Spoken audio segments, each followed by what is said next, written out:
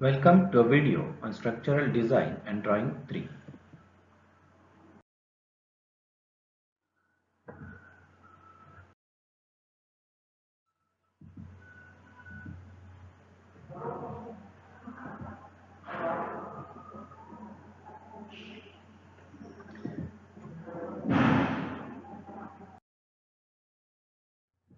Today's agenda is to solve an example on the calculation of the flexural strength of a flanged section.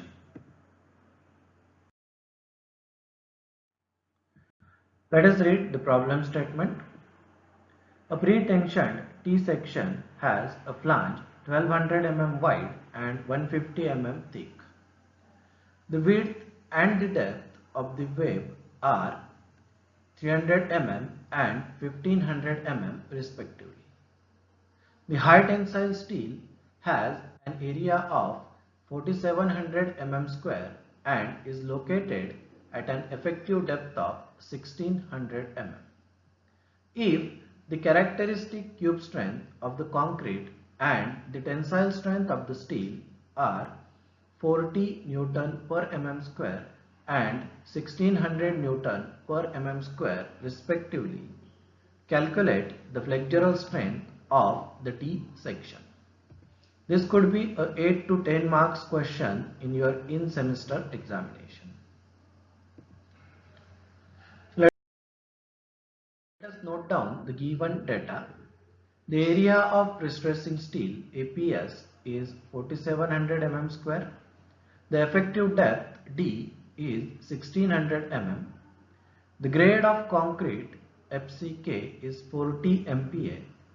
The characteristic strength of prestressing steel FPU is 1600 MPa.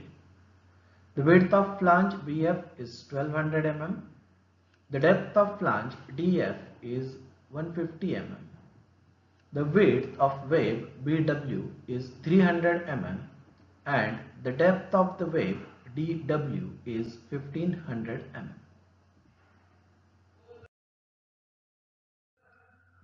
The objective is to determine flexural strength of the section.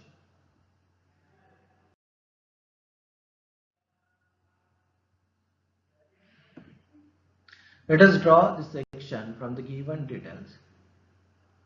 Width of top flange 1200 mm. Depth of top flange is 150 mm. Width of wave 300 mm and depth of wave is 1500 mm.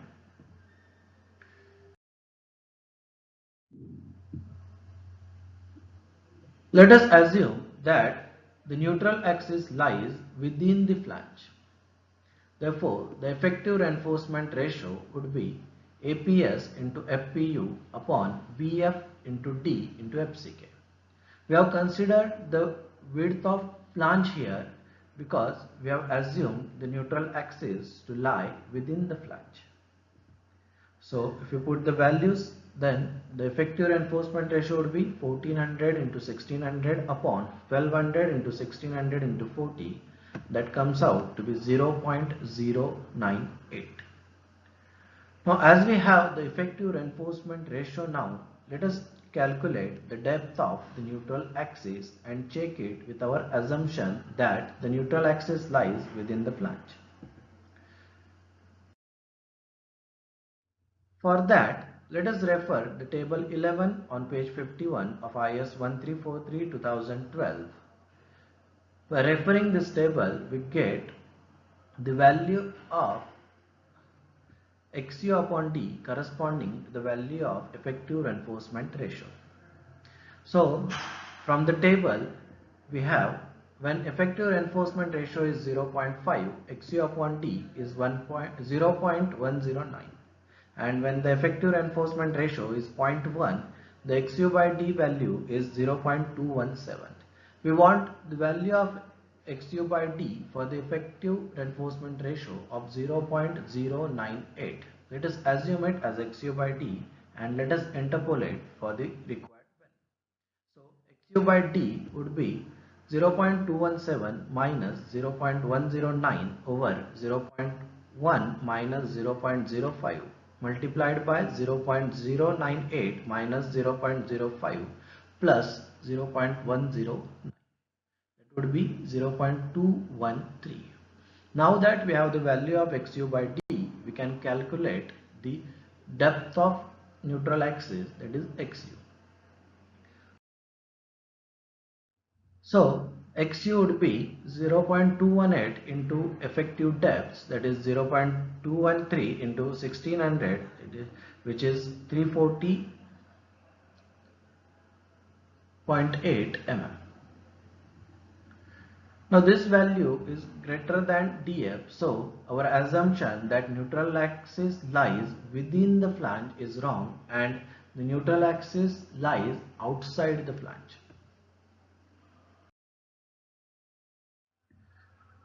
So let us now assume that neutral axis lies outside the flange and recalculate the effective reinforcement ratio. The formula would be APW into FPU upon BW into D into FCK. Now here, if you note, we have changed the area of prestressing steel to APW. So we are only considering the area of steel corresponding to the web. And we have also changed BF to BW. That means we are now considering only the width of web. So let us first calculate the area of prestressing steel corresponding to web. For that, we first need to calculate area of prestressing steel corresponding to flange, which is given by the formula 0.45 FCK into BF minus BW into DF upon FPU. So if you put the values of the terms, then we get the area of prestressing steel corresponding to flange equal to 1518.75 mm square. Now, the total area of prestressing steel is sum of area corresponding to flange plus area corresponding to web. Therefore, the area corresponding to web can be calculated by subtracting the area corresponding to flange from the total area.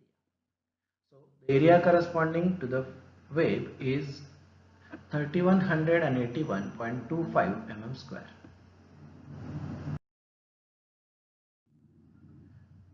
Let us calculate the effective reinforcement ratio now. So it would be APW into FPU upon BD, APW into FPU upon BW into DFCK. So if you put the values of all the terms, we get it to be 0.265.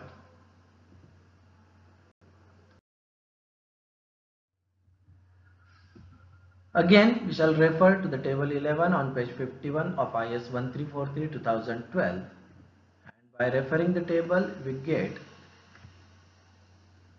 corresponding to the effective reinforcement ratio, we can get the value of XU by D and FPB upon 0.87 FPU. So when the effective reinforcement ratio is 0.25, FPB upon 0.87 FPU is 1 and XU by D is 0.542. And when the effective reinforcement ratio is 0.3, FPB upon 0.7 FPU is 1 and XU by D is 0.655. We need the values for the effective reinforcement ratio of 0.265. Now as FPB is constant for 0.25 and 0.3, so it would also be 1 for the required effective reinforcement ratio. And for XU by D we need to interpolate. So let us interpolate. So XU by D would be equal to 0.655 minus 0.542 upon 0.3 minus 0.25 into 0.265 minus 0.25 plus 0.542, and that comes out to be 0.567.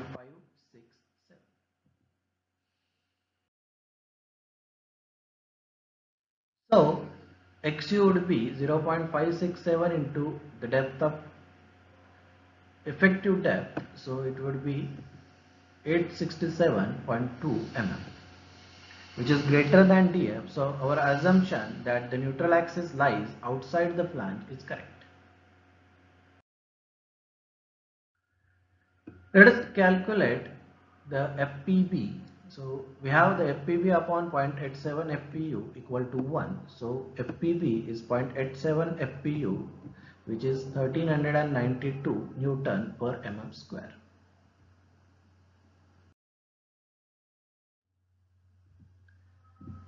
Finally, the moment of resistance of the flange section is given by the equation MUR equal to FPB into APW into D minus 0.42 XU plus 0.45 into BF minus BW into DF into D minus 0.5 DF.